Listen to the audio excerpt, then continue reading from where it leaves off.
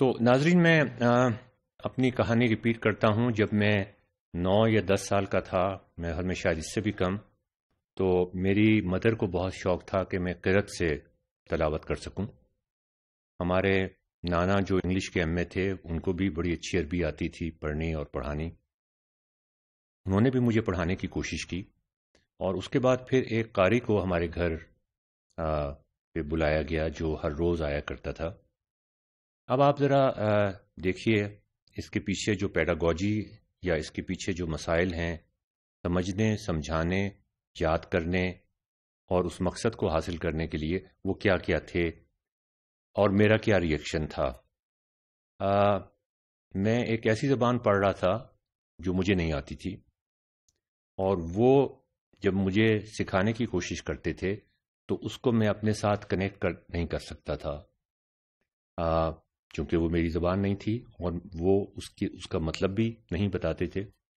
ان کا یہ کام نہیں تھا. ان کا کام مجھے اسے قرأت سے پڑھنا سکھانا تھا.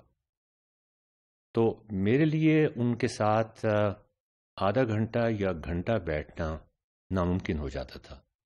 میرے اندر ایک ریبل تھا جو مجھے یہ کہتا تھا کہ یہ کچھ ایسی بات ہے جو میرا ذہن تیار نہیں ہے جس کو ایکسیپٹ کرنے کے لیے.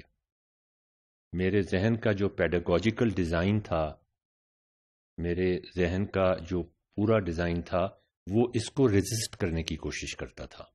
مجھے اس وقت اس بات کا علم نہیں تھا.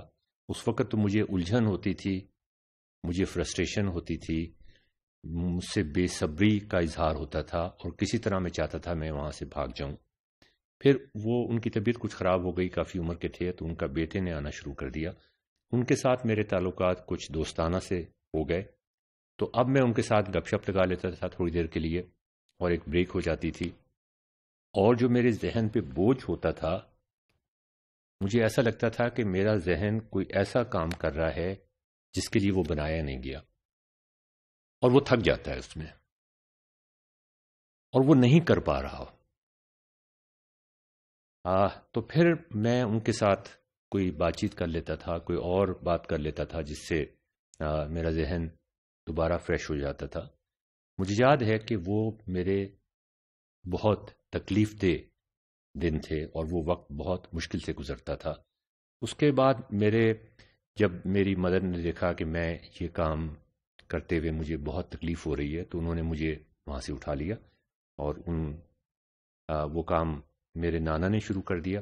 میرے نانا نے پھر مجھے انگلش بھی پڑھانی شروع کی ریڈینٹ ریڈنگ سے، اور اس کا میں پہلے بھی آپ سے ذکر کر چکا ہوں اسی کتاب میں یا اس سے پہلے کے کورس میں. اس میں بھی یہی مسئلہ تھا کہ وہاں پر جو تصویریں تھیں، ریڈینٹ ریڈنگ میں کافی تصویریں تھیں. اس زمانے میں بڑی مشہور کتاب تھی جو استعمال ہوتی تھی. جو میری ایج کے لوگ ہیں انہوں نے ریڈینٹ ریڈنگ کے مختلف سٹیجز پہ مختلف جو اس کی ورژنز تھے وہ دیکھے ہوں گے، اور ان کو ابھی تک یاد ہوگی. اس میں بھی یہی مسئلہ تھا کہ مجھے وہ سمجھ نہیں آتے تھے. انگلش میری زبان نہیں تھی، فارن لینگویج تھی، اور اس زمانے میں یہ کانسیپٹ ہی نہیں تھا جو اب بننا شروع ہوا ہے کہ اگر آپ کی انگلش مادری زبان نہ ہو تو آپ کو وہ والی کتابیں استعمال نہیں کرنی چاہیے جو لکھی گئی ہیں ان لوگوں کے لیے، ان لوگوں کے بچوں کے لیے جن کے گھر میں انگلش بولی جاتی ہے. ورنہ آپ کے ذہن پہ ایک بہت بڑا بوجھ طاری ہو جائے گا. آپ ایسی چیز پڑھ رہے ہیں جو آپ سمجھ نہیں پا رہے، جو آپ کنیکٹ نہیں کر پا رہے. مجھے بہت تکلیف ہوتی تھی اس میں پڑھنے میں. میں نے اپنے گرینڈ فادر کے سامنے جانا چھوڑ دیا تھا. جب میں اس تکلیف سے، وہ کلاس میری ختم ہوتی تھی، وہ پڑھانا ختم کرتے تھے، اور میں نکلتا تھا باہر اور اپنی خالہ اور امی کے پاس جایا کرتا تھا. میرے فادر کی تو آپ کو پتہ ہے بہت پہلے ڈیتھ ہو گئی تھی. تو بجائے اس کے کہ وہ مجھ سے ہمدردی کریں، وہ کہتے تھے کہ تم بڑے خوش قسمت ہو کہ تمہارے ابا یعنی میرے نانا تم کو انگلش پڑھا رہے ہیں. اور مجھے یہ سوچ کے بہت پریشانی کا سامنا کرنا پڑتا تھا کہ میں تو ایک تکلیف سے نکل کے آیا ہوں، اور یہ کہہ رہی ہیں کہ میں بہت خوش قسمت ہوں. یہ کیسی خوش قسمتی ہے؟ یہ سوال مجھے بہت عرصے تک پریشان کرتا رہا. لیکن میرا دماغ اس وقت ایک طرح سے ریزسٹ کرتا تھا اس طریقہ تعلیم کو جو میرے اوپر لاگو کیا جا رہا تھا، اب مجھے اس کی وجہ سمجھ آئی ہے کہ وہ کیوں ریزسٹ کرتا تھا۔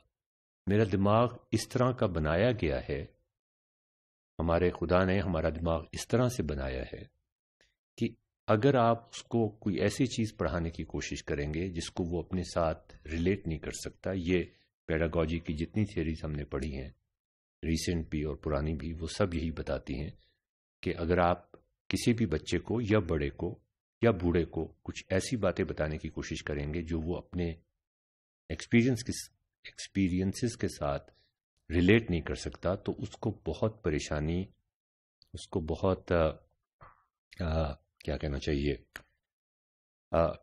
بہت ان ایزی وہ فیل کرے گا، بہت انکمفرٹیبل محسوس کرے گا، بہت فرسٹریٹڈ محسوس کرے گا، بہت جلدی تھک جائے گا اور اس کے پلے بھی کچھ نہیں پڑے گا۔ تو وہ ایک زمانہ تھا جس میں یہ سارا کچھ ہوتا تھا۔ اچھا، اسی زمانے میں مجھے یاد ہے میں اسکول کافی دیر سے جایا کرتا تھا، کافی دیر بڑی عمر میں جانا شروع کیا تھا، میں نے تیسری چوتھی جماعت میں جانا شروع کیا تھا۔ تو اکثر میں اپنی نانی کے گھر پہ نانی کے ساتھ ہی ہوتا تھا، چونکہ میری مدر اور خالہ یونیورسٹی میں پروفیسر تھیں، وہ چلی جاتی تھیں۔ میری نانی برآمدے میں بیٹھ جاتی تھیں، میں نے شاید آپ کو تھوڑا سا قصہ پہلے بھی سنایا تھا لیکن یہ اس سے مختلف ہے۔ اور ہماری جو کوٹھی تھی جو کسی ہندو کی تھی، اس کے آس پاس بہت سارے کوارٹرز تھے، آس پاس بہت ساری کچی آبادی تھی۔ ہمارے گھر کے آس پاس سردیوں کے موسم میں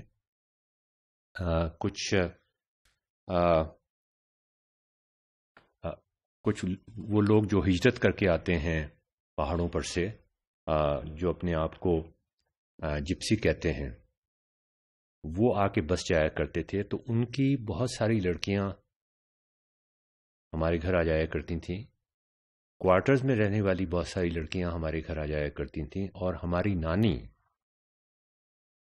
ان کو بغیر کوئی پیسے لیے ہوئے، ظاہر ہے وہ افورڈ بھی نہیں کر سکتی تھیں، ان کی مختلف ایجز تھیں، ان کی مختلف سوچنے کے انداز تھے، ان کی مختلف زبانیں تھیں، ان کو قرآن شریف اور ان کو بیسک اردو قاعدہ پڑھایا کرتی تھیں۔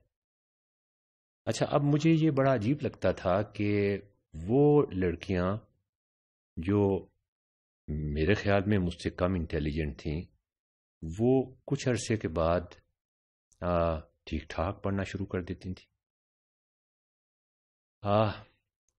یہ ایک عجیب بات اس لیے تھی میرے لیے کہ میں اپنے آپ کو ان سے زیادہ انٹیلیجنٹ سمجھتا تھا، لیکن اس میں ایک اور چیز بھی شامل تھی، اور وہ یہ تھی کہ میری نانی کے ساتھ جب 6-7 بچیاں بیٹھی ہوئی ہوتی تھیں تو وہ مختلف ٹائم پہ بیٹھی ہوئی ہوتی تھیں ان کے ساتھ، جب ان کو موقع ملتا تھا جب وہ آ جاتی تھیں، وہ کہیں کسی گھر میں کام بھی کر رہی ہوتی تھیں۔ تو یہ کوئی اسکول سسٹم نہیں تھا جہاں پہ مختلف کلاسیں ہوں، بلکہ یہ ایک واحد کمرہ تھا یا برآمدہ تھا یا جگہ تھی جہاں پر وہ نیچے بیٹھ جاتی تھیں دری بچھا کر، اور مختلف لڑکیوں کو مختلف طریقے سے میری نانی پڑھایا کرتی تھیں۔ یہ ایک خاص طریقہ کار تھا پڑھانے کا۔ اب آپ لوگ سوچ رہے ہوں گے کہ میں اپنی نانی کا پڑھانے کا طریقہ کار آپ کو کیوں بتا رہا ہوں؟ کیا میں یہ سمجھتا ہوں کہ کیا وہ بہت بڑی پیڈاگوجسٹ تھیں؟ نہیں، ایسی کوئی بات نہیں ہے۔ اس کی وجہ میں آپ کو بتاؤں گا۔ یہ سوال بڑا اچھا ہے جو آپ کے ذہن میں آیا ہے، اور آنا بھی چاہیے تھا۔ وہ ہر بچی کو اس کے لیول پہ ٹریٹ کرتی تھیں۔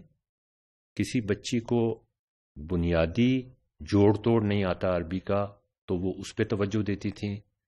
کسی نے بنیادی قاعدہ عربی کا یا اردو کا پڑھ لیا ہے اور اب وہ آگے پڑھ سکتی ہے، وہ اس کو آگے لے جاتی تھیں۔ کچھ بچیاں ذہنی طور پہ یا عادتاً سلو ہوتی تھیں، ان کو وہ سلو لے کے چلتی تھیں۔ لیکن عجیب بات یہ ہے کہ لڑکیاں عام طور پہ جس گھرانوں سے وہ آئی ہوتی تھیں وہ سبمسو ہوتی تھیں، وہ ان کے اندر میری طرح کا ایک ریبل نہیں تھا، وہ ان کی بات مانتی تھیں نانی کی، جیسے پرانے زمانے میں استاد سسٹم ہوا کرتا تھا اسی طرح سے تھا، وہ ان کی ہر بات مانتی تھیں، چھوٹے موٹے کام بھی کر دیتی تھیں، ان کے پاؤں بھی دبا دیتی تھیں۔ لیکن ساتھ ساتھ یہ کہ وہ پڑھ جاتی تھیں، اور یہ مجھے حیرانی کی بات لگتی تھی کہ میں جو کام نہیں کر سکا وہ یہ، لیکن اس میں ایک بڑی وجہ یہ تھی کہ ہماری نانی ہر بچی کو اس کی قوت برداشت کے مطابق پڑھانے کی کوشش کرتی تھیں۔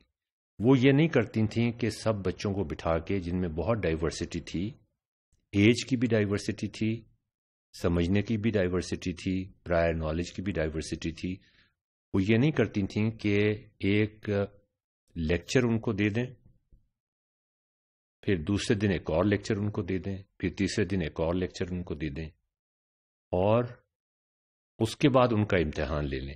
اگر وہ یہ کرتی تو وہ ہر حال میں اس تمام بچے فیل ہو جاتے۔